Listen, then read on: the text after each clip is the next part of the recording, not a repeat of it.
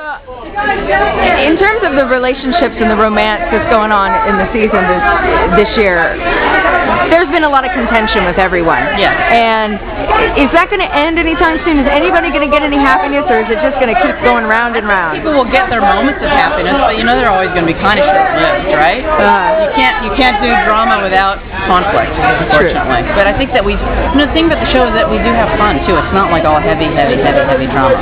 So there's moments of real fun. Great.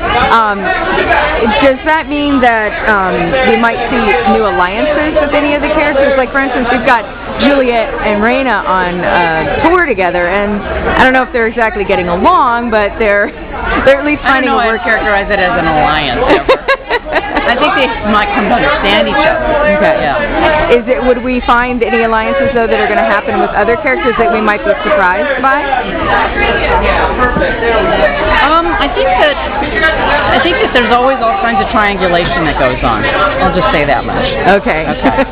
All right. Well, what can you tell us about what's coming up the rest of the season? What can you tease about what you guys have filmed already? Well, as you were asking about the divorce, obviously Rayna is sort of struggling through that, and coincidentally or not, Deacon is less than available than he was all those years while he was sort of waiting for her, so there's a struggle there. Juliet is still trying to work things through with her mom and take charge of her whole empire, and that is not as easy as it might sound to her, so she's got that struggle. And then Scarlett and Gunnar and Avery, that triangle, I mean,